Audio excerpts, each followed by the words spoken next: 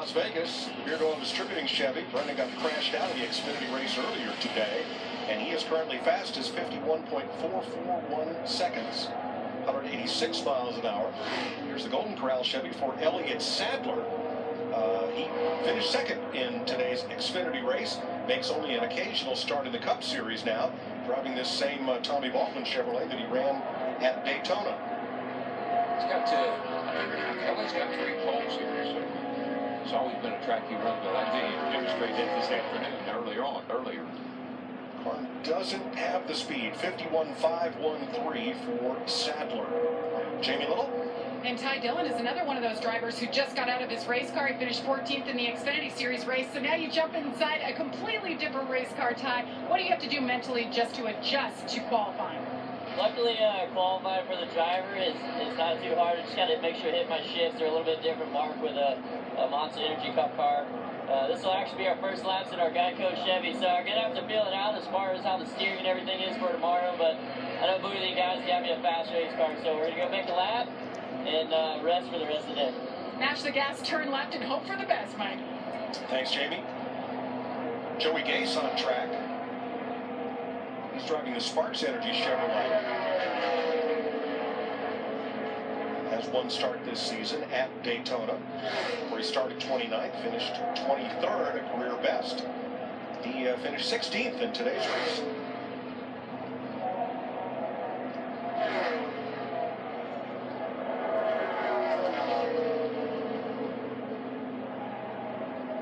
Now here's the differential towards the upper right of the screen. That is the differential to the fastest car right now. About 78/100ths of a second for Gase. Now, this is one of the 36 cars that has a charter and is locked into the field. This qualifying effort. So Gase 52.227. Matt DiBenedetto. 9 starts this season, a best of 22nd in Atlanta. He finished top 10 at Daytona. He's in the E.J. Wade Foundation 4. And he's in the green. Keeping the line really good. I tell you, there's no greater feeling as a driver, and you know this, Jeff, to look down and that tack is higher than it's been all day, man. I'm going somewhere, boys. I'm going fast. That tack's about to go down as he gets over here to turns 3 and 4. I tell you, that wind is blowing like I've never seen it blow here. Really strong crosswind, particularly off of that corner as you head into it. See the flag there? I mean, that's a huge American flag, and that thing is standing straight out.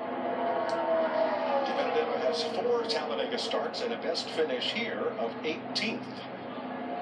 Wind's so strong that Chris Myers messes up his hair.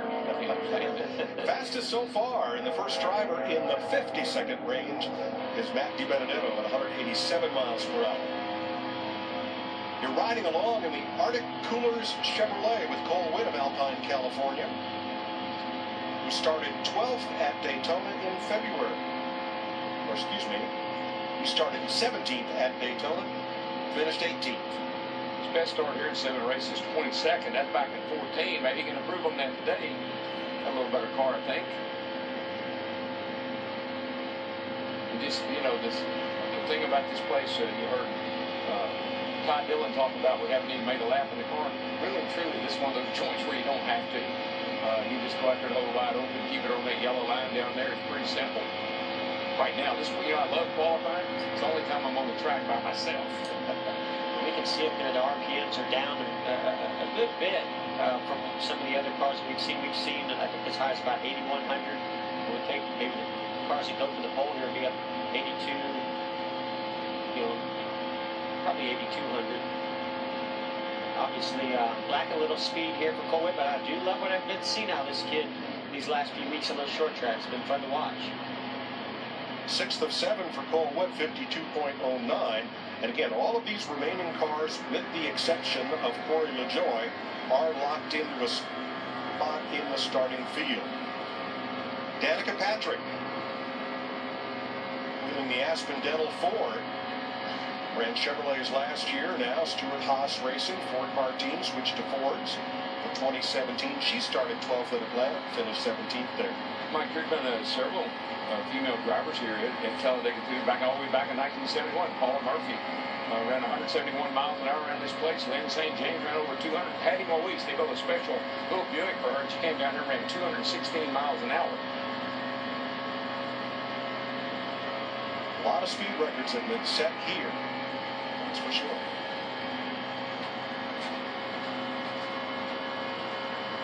Just barely hear a faint sound of a little bit of dragging, side skirts, and things underneath the car. They just want to get those heights just right. We just barely hear that little skip on the racetrack as it loads into the corner.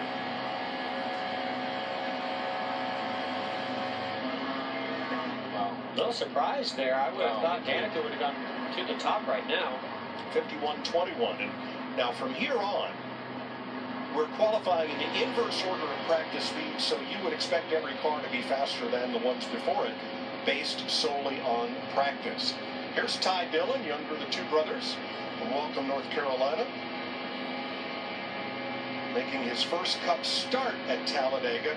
He was in the race here last spring. He relieved Tony Stewart. Yes, sir, he did. Finished 8th.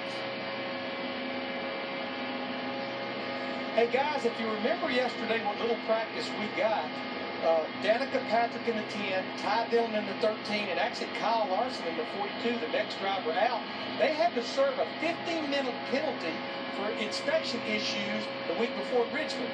Just as the track started getting rain on it, that's when they were releasing their penalty. So these laps you're seeing with these three drivers, first lap on the racetrack realistically this weekend. Yeah, Larry, and all those other cars are, for the most part, we're all drafting in pretty large groups. The Fords were all together, about 6 or 7 in one group. The Toyotas and Chevrolets. Ty Dillon is second to Manti Benedetto, 51.09, 187.5, roughly, for the Geico Chevrolet. Kyle Larson, the California kid from Elk Grove. Started third at Bristol, of course, won at his home track in Fontana, California this year. At Daytona, he was leading on the last lap. Ran out of gas. Well, he fuel wasn't mileage alone. gamble finished. No, he was not. But he wound up 12th at Daytona. Could have won it, should have won it. What an exciting finish to the Daytona 500. You could not predict what was going to happen there at the end of that race. So many different scenarios were playing out. Fuel mileage, cars swapping lead, running that high line. And who comes out on top? Kurt Busch. But this guy right here, he could have gotten it done. He has 2 top 10s at this track in 6 starts. Wheeling the Share an Ice Cold Coke Chevrolet. Wow. For Chip Ganassi.